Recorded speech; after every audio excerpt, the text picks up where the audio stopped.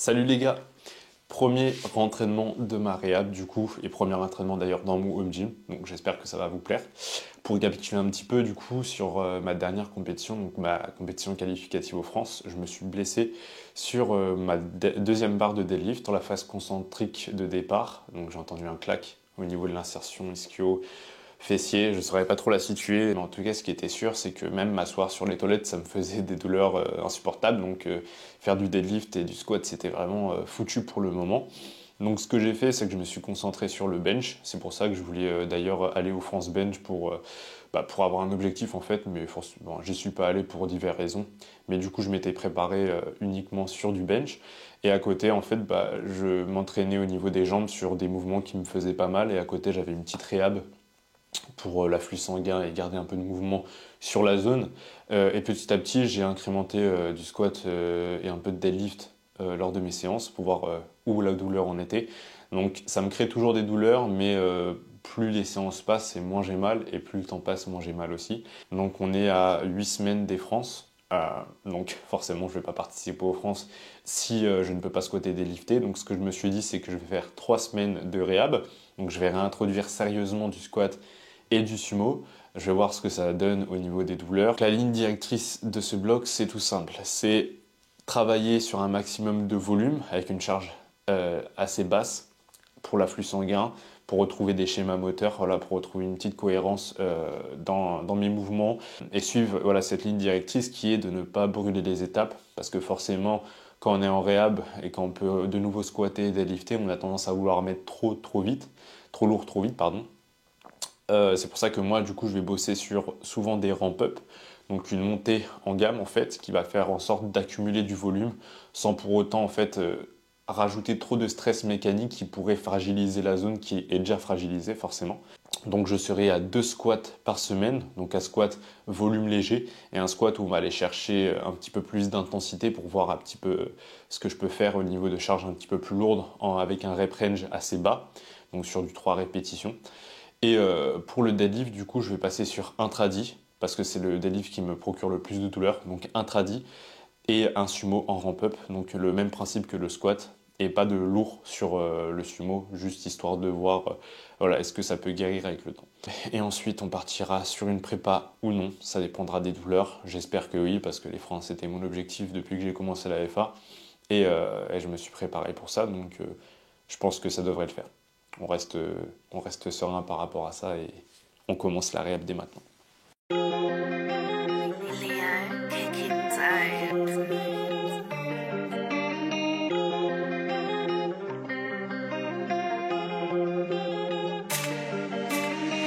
Bonsoir, pas de bonjour, j'ai perdu un de mes refs à ton tour. Panique pas, on va te mettre en joue. Silencieux, tu sais pas qu'on joue.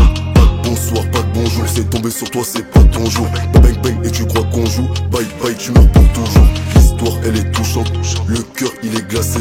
Je veux pas la potion du cauchemar, dis-moi qui veut se faire chier. J'ai beaucoup de potes en moins, je lasse près du cœur pas loin. Je rêvais pas de percer de façon, mes rêves m'écoutent pas moi. Boubou, vex, belle avec la muerte, vite enlève tes mains, j't'enlève ta fierté. Toi t'as mal fini, j't'avais averti, dors bien, bonne noche, savemente. Ah, ski t'es trop connecté, tu skis t'es déconnecté. T'es bon à croquer mais je vais pas rester, chaque minute de plus tu vas me détester. J'ai pas le temps, je crois qu'on va skitter, soigne, donne-moi ce que ta couche lasse. Tu gestes, ticule, tu danses comme un as, tico. Sous alcool, on t'arrache du col. Dans le coffre, y'a un kalachnikov, j'te planter, j'ai des crampes tellement je rigole pas la chasse, mais je connais la gâchette. Nous parle pas d'amour, avec des thunes on l'achète. Donne-lui ton corazon, elle se barre en cachette. Boubou, il nous parle que des machettes. Je connais pas la chance, mais je connais la gâchette. Nous parle pas d'amour, avec des thunes on l'achète. Donne-lui ton corazon, elle se barre en cachette. Boubou, il nous parle que des machettes. Baracus, samouraï plus, j'peux pas t'aimer plus. Pas d'astuce, aucun lapsus, j'peux pas te mettre plus. Toi t'en abuses, t'en auras plus. Tu fais trop la pute, on te rafale, on a bu. C'est pas moi qu'on a mangé, j'y trempe dans la tête, tu tapes ta. Les gens t'aiment plus qu'ils te plaisent, ils sont attitudineux. Ok, du coup ramp-up terminé, donc je suis monté à 140, qui passe très très bien et pratiquement sans douleur, mais voilà, je vais garder ce processus de progressivité, je vais en garder sous le pied, donc je pense que la semaine prochaine je pourrais peut-être terminer le ramp-up à 160, si ça se passe comme prévu, donc ça c'est une bonne nouvelle. Au niveau de la technique, du coup j'ai tout changé, parce que mon ancienne technique en fait ne me permettait plus de progresser, j'arrivais plus à trouver de plaisir en fait dans ces techniques. Et au niveau de la production de force, il y avait trop de choses qui n'allaient pas. Et même au niveau des standards. Par exemple, la depth, c'était compliqué. Donc là aussi, c'est compliqué, mais c'est voulu. Je descends pas trop bas pour ne pas sursolliciter la zone. Donc je le ferai plus progressivement. Mais voilà, du coup, la nouvelle technique avec les lifteuses. Donc je me sens bien. J'ai commencé le power avec les lifteuses et j'ai tout de suite bifurqué sur flat parce que j'étais déporté vers l'avant. Mais maintenant qu'on va dire j'ai pris du skills, je pense que la transition flat lifteuse c'est quelque chose que je peux maîtriser beaucoup plus parce que je sais répartir mon poids de corps, j'ai un bon routing. Donc voilà, je pense que je vais bosser sur cette technique jusqu'aux France avec les lifteuses, quoi qu'il en coûte, j'ai envie de dire. De toute façon, à plat, ça me fait mal, parce que ça étire trop la zone. Et deuxième chose, au niveau du bracing, je suis en train de développer un nouveau bracing, entre guillemets. Un bracing qui me permet de plus le conserver en bas. Donc c'est un peu compliqué à expliquer, mais en fait, j'essaye de moins respirer pour que la pression soit tenable, en fait. Parce que trop bracer, c'est aussi prendre le risque de perdre sa tension en bas parce que justement il y a un surplus d'air qui doit être évacué pour aller à la depth. Bref, c'est un peu compliqué, mais c'est comme ça que je fais. Et je me sens plutôt bien. Donc vraiment hâte de voir ce que ça a donné sur des charges plus lourdes et sur un mouvement standard. Place au bench. Toute la journée je m'allume, la nuit je suis trop pensif. On travaille plus précis vu qu'on n'est pas chanceux. Nique-toi et ton putain de vis. Couteau dans le dos, couteau tournevis. Pas d'élixir, pas de bénéfice. Il est fumé dans le fond, il est putain de triste. Reste, tu vas pas faire long feu vu ce qui te reste. C'est toujours les gens t'aiment le plus qui te blessent. Ceux à qui tu donnes le plus qui te testent. On court après l'oseille à toute vitesse. La route en plus vite et je sais que tu stresses.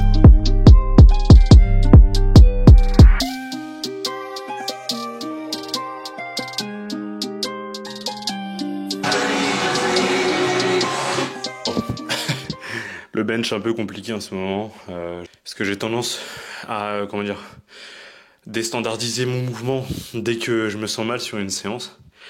Et ça c'est vraiment quelque chose qui n'est pas à faire tout simplement. Donc là je suis en train d'essayer de retrouver une technique qui m'est confortable dès le rack, mais qui me permet de performer. Je bosse notamment sur ma rétraction scapulaire. Avant j'avais tendance à rétracter un petit peu trop, ce qui faisait que j'étais fort, mais au niveau des coudes j'étais pas lock. Et j'avais tendance à perdre ma position sur le banc, parce que forcément ton corps te remet toujours à l'ordre, te rappelle toujours à l'ordre, pardon. Donc là je suis en train de bosser sur ça, avoir une position un petit peu moins en rétraction et plus me focaliser sur la dépression. Mais ce qui fait que forcément mon mouvement est moins standard et donc ma production de force est impactée. Bon allez, du coup là c'est un straight set, 5x2. J'ai fait mon premier set, je vous récupère pour le dernier. Ciao. J'ai fini le straight set, donc le 5x2 à 125. RPE global, je dirais RPE 6,5. Donc maintenant c'est le moment où je fais mes assists. Donc je déteste faire mes assists dans mon gym, mais quand il n'y a pas le choix, il n'y a pas le choix. Donc je me suis programmé un peu de rowing bûcheron, histoire de, avec un peu de cœur incliné, parce que j'aime bien faire les biceps. Et ensuite on aura fini la séance. Et journée de coaching juste après. J'ai pas mal de prog à faire. Et j'ai cette vidéo à monter, histoire de vous régaler ce soir. Let's go pour les assists. On va mettre de l'intensité, même si le cœur n'y est pas.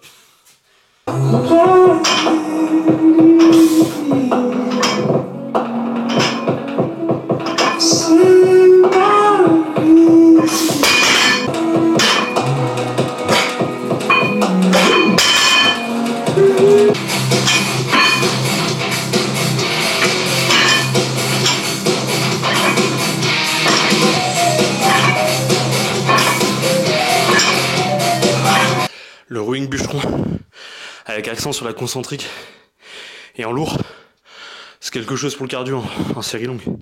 Enfin, en série longue, entre 10 et 12 reps.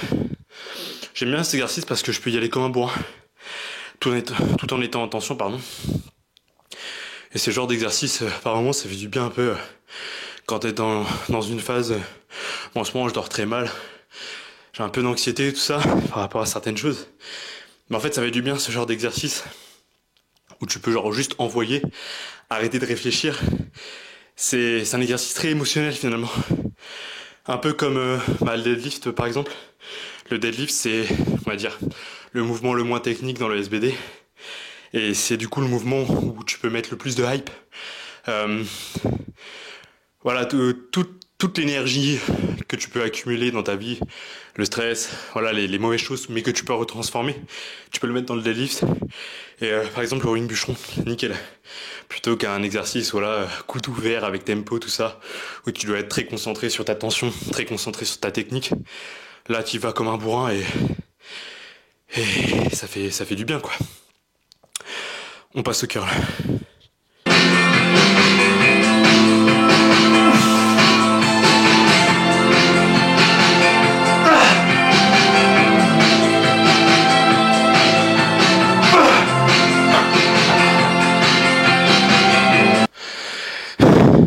Du coup, curl incliné en unilatéral, tout simplement parce que je l'ai fait avec les petits haltères des 4. Parce que les haltères olympiques, c'est impossible au niveau de l'amplitude, ça tape. Du coup, en unilatéral, ça me permet aussi de me stabiliser grâce au banc de l'autre côté et de mettre un petit peu plus lourd. Il y a, comment dire, vu que je suis focalisé uniquement sur mon bras droit ou mon bras gauche, ça aide. Et je peux vraiment aller proche de l'échec. Donc, les curls, les exercices triceps. Bref, en général, quand vous bossez un petit muscle, en powerlifting, c'est pas contre-productif d'aller à l'échec. C'est des muscles qui récupèrent super bien. Moi, je conseille toujours d'aller à l'échec, c'est ce que je programme. Au niveau des triceps, quand je programme des biceps, quand je programme un peu de deltoïde, du faisceau médian ou postérieur. Par contre, au niveau des exercices polyarticulaires, du style presse à cuisse, tout ça, ça dépend du moment en fait. Quand vous allez aller dans une phase de construction, ça peut être intéressant. Parce que le but c'est de construire. Et le système nerveux, entre guillemets, on peut le tabasser un petit peu plus parce que l'entraînement est moins spécifique. Par exemple, quand en phase d'intensification, où on bosse sur un rep range assez bas. Et où le système nerveux est déjà trop sursollicité, pardon. Putain, je parle comme ça depuis tout à l'heure, j'ai une position de merde. Bon, bref. On finit les curls, après on fait un petit débrief, et ça serait une fin de séance pour aujourd'hui.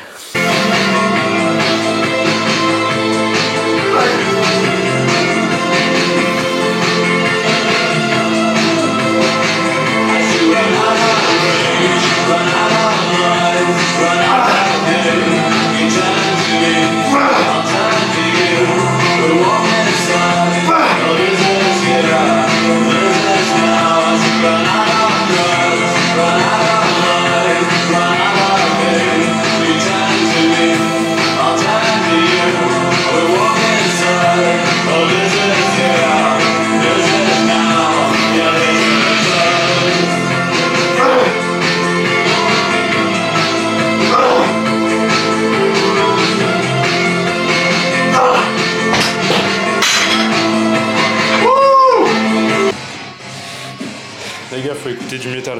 Bref. Fin de séance. Bonne séance, ça m'a fait plaisir de m'entraîner. Ce matin, je me suis réveillé avec des petites vibes un peu négatives. Là, c'est dégagé. Les gars, le sport, hein, toujours. Donc, une séance de bon augure pour la suite de ma réhab parce que le squat s'est vraiment bien passé. Bon, le bench, j'ai envie de dire si c'est un défaut technique, c'est pas la mort. Donc, vraiment content de cette séance. Là, du coup, comme j'ai dit, réhab de 3 semaines. Et ensuite 5 semaines de préparation si à la fin de la réhab, je suis capable de squatter et délifter presque normalement. Ou normalement. Donc ça va être cool. Et du coup, là, on commence légèrement le déficit. En tout cas, le rééquilibrage alimentaire. Parce que du coup, suite à ma compétition qualificative, je me suis laissé pas mal aller sur la bouffe. Donc j'ai pris pas mal de poids. Là, je dois être à 78,5, 79. Donc j'ai le temps de perdre ce poids-là. Et puis franchement, c'est de la flotte et du gras. Donc c'est pas ça qui m'aide sur mes performances, loin de là. Mais du coup, voilà, rééquilibrage alimentaire à partir de, je pense, la semaine prochaine. Là, on commence à réintroduire de bonnes bases. Histoire de pas se retrouver du jour au lendemain avec une diète basse en calories. Et je me suis rendu compte, en fait, moi, ce qui m'aide vraiment à perdre le poids, c'est pas d'avoir une diète très restrictive, et pouvoir se faire plaisir un peu le week-end. Non, c'est vraiment avoir une diète normale, mais de la tenir sur le long terme et ne pas changer en fait mes macros, tout ça. Genre le week-end par exemple, ne pas me faire un tacos ou je sais pas quoi, parce que ça vraiment c'est un truc que ça me fait prendre de la rétention de fou, et en fait bah tout le travail que je fais la semaine suivante c'est juste pour perdre cette masse morte entre guillemets. Donc voilà, je sais que par exemple sur 5 semaines, si je tiens une diète de A à Z avec un léger déficit, ça peut faire carrément le taf. Donc voilà, à bientôt pour une prochaine vidéo qui sera sûrement une update de mon entraînement, et pourquoi pas une journée avec moi, parce que mes journées sont quand même intéressantes, et je sais qu'il y a pas mal de jeunes coachs qui me regardent, et si ça peut vous inspirer pour vos routines, entre guillemets, si vous voulez lancer dans le coaching full time, bah ça peut être inspirant je pense. Et moi qui aime bien parler comme ça me permettra de vous exposer ma vision des choses sur une journée complète. Ouais, ciao.